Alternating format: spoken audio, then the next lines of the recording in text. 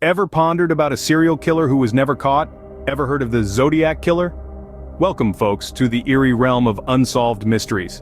Today, we delve into the chilling tale of one of the most infamous predators in U.S. history, the Zodiac Killer. Now, the Zodiac Killer isn't your run-of-the-mill criminal. This nameless phantom held Northern California in a grip of terror in the late 60s and early 70s, leaving a trail of victims and a series of cryptic messages that have puzzled investigators for decades. This enigma begins in the late 60s, a time of love, peace, and rock and roll, but also a time when a specter began to haunt the streets. The first known crimes attributed to the Zodiac Killer occurred during this period. The victims were young, unsuspecting, and often alone. Their lives were tragically cut short by an assailant who seemed to strike without reason, without remorse. In the cover of night, the killer would stalk his prey, striking fear into the hearts of the people of Northern California. The murders were brutal, calculated, and shrouded in mystery. Yet, it wasn't just the murders that sent a chill down the spine of the public. It was the cryptic letters and ciphers sent to newspapers and law enforcement agencies, taunting them, daring them to unmask his identity.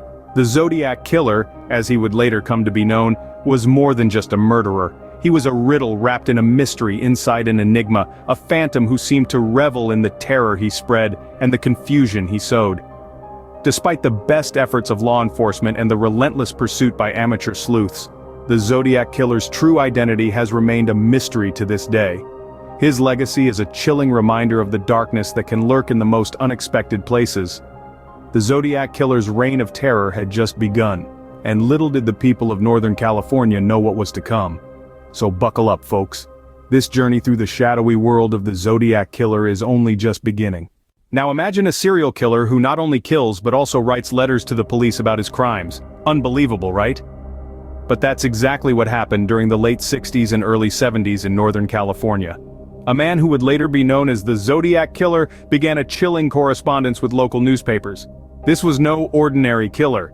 He was cunning, sadistic, and seemed to revel in the fear he was causing. He was not just content with the act of murder itself. He wanted to create a spectacle, a theater of terror that left an entire region on edge. The letters were often cryptic, containing complex ciphers that were more than just a jumble of letters and symbols. They were a taunt, a challenge to the authorities, and a means of exerting control. He even went as far as to give himself the name Zodiac, derived from a symbol he used in his correspondence. This name and his ciphers became a source of widespread fear and fascination. The most infamous of these ciphers was the 408-symbol cipher.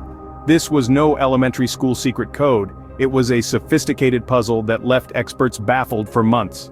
The cipher was eventually cracked, not by professional code breakers or seasoned detectives, but by an ordinary couple, Donald and Betty Hardin. They did what others couldn't, revealing a disturbing message that read in part, "I like killing people because it is so much fun."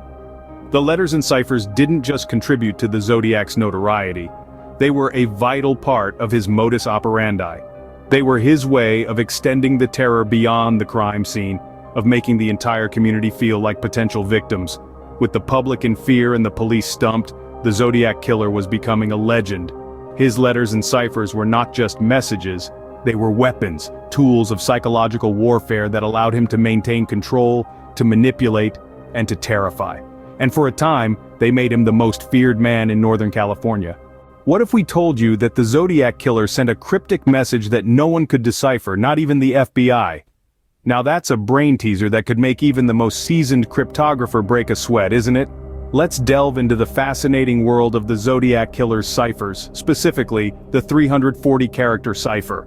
This cipher, named for its exact number of characters, remained a stubbornly uncracked puzzle for over half a century. That's right, over 50 years of head-scratching, hair-pulling, and probably a generous amount of coffee consumption by those trying to solve it. Now you might be thinking, surely there must have been some super smart people who tried to crack this code. And you're absolutely right. Some of the brightest minds in cryptography gave it a shot. We're talking about folks who can solve a Rubik's Cube blindfolded, who find Sudoku puzzles as easy as pie, and who probably do cryptic crosswords just for fun. But even with all their intellectual prowess and determination, this particular cipher just wouldn't give up its secrets. It was like that one stubborn pickle jar that refuses to open, no matter how much you twist, turn, and plead with it. And let's be honest, we've all been there, right? There were theories, of course, plenty of them. Some believed that the cipher was just a random assortment of symbols, a cruel joke by the Zodiac Killer to keep everyone guessing. Others were convinced that it held the key to the killer's identity, if only they could crack it. But despite the best efforts of detectives, cryptographers, and even armchair detectives, you know who you are, the 340-character cipher remained an enigma. It was as if the Zodiac Killer had the last laugh, his identity hidden behind a wall of indecipherable symbols and codes. So there you have it, the unsolvable cipher of the Zodiac Killer. Despite the best efforts of detectives and cryptographers, the Zodiac Killer's identity remained a mystery. A chilling reminder that some secrets, like the Zodiac Killer's true identity, may forever be locked away, leaving us with unanswered questions and an enduring enigma. Have you ever wondered who might be hiding behind the mask of the Zodiac Killer? Well, so have we. The mystery surrounding the identity of the Zodiac Killer has been a subject of countless debates, investigations, and even movies. Over the years, several names have surfaced as potential suspects, each with their own intriguing stories and potential ties to the case. Let's start with Arthur Lee Allen. A prime suspect for many, Allen was a former elementary school teacher with a history of disturbing behavior. His name was brought into the spotlight by Robert Graysmith, a cartoonist who dedicated years to solving the Zodiac mystery. Graysmith believed that Allen's handwriting, physical description, and the symbolic watch he owned bearing the Zodiac sign all pointed to him as the killer. However, despite the compelling circumstantial evidence, DNA tests failed to link Allen to the Zodiac letters. Then we have Lawrence Kane, a man whose name was decoded from one of the Zodiac Killer's ciphers by a retired police officer. Kane had a history of brain damage that could potentially explain his violent tendencies. However, like Allen, tangible proof linking Kane to the Zodiac killings is lacking. And who could forget the recent claim by a team of independent investigators? They believe they've identified the Zodiac Killer as Gary Francis Post, a deceased man from California. They argue that scars on Post's forehead match those seen in a police sketch of the Zodiac. But again, this theory, while fascinating, has yet to be confirmed by official law enforcement. So you see, the list of suspects in the Zodiac case is as lengthy as it is complex.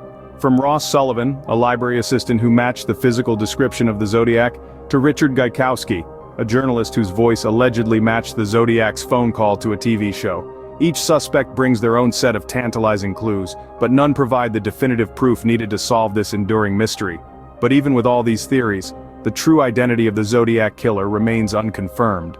The Zodiac Killer's story doesn't just end with his crimes, his legacy continues to haunt us to this day.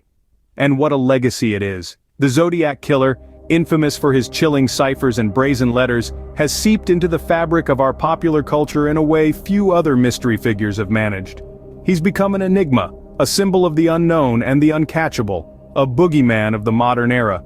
In the world of cinema, the Zodiac story has served as a chilling backdrop for several movies. The most notable one is David Fincher's Zodiac, a gripping thriller that captures the obsessive hunt for the elusive killer. This film meticulously retraces the steps of the investigators, effectively drawing the audience into the frustrating and fascinating quest for answers. The literary world, too, isn't immune to the allure of the Zodiac. Countless books, both fiction and non-fiction, have been penned about him. From Robert Graysmith's Zodiac, a detailed account of the investigation, to Zodiac Unmasked, which attempts to identify the killer, the Zodiac has found a permanent home in our bookshelves. Television hasn't been left out either. Numerous TV shows have featured episodes inspired by the Zodiac, with his cryptic ciphers and eerie letters providing a captivating plot device. These portrayals, while varying in their accuracy, all contribute to the mystique surrounding the Zodiac. But perhaps the most enduring part of the Zodiac's legacy is the ongoing fascination and investigation into his identity. Despite the passing of over 5 decades, the search for the Zodiac Killer continues.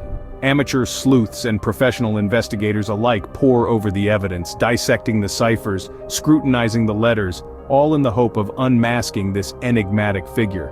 So, there you have it, folks. The Zodiac Killer, a mystery that continues to baffle us all. Until next time, don't forget to like and subscribe. This is The Secret Scrolls signing off.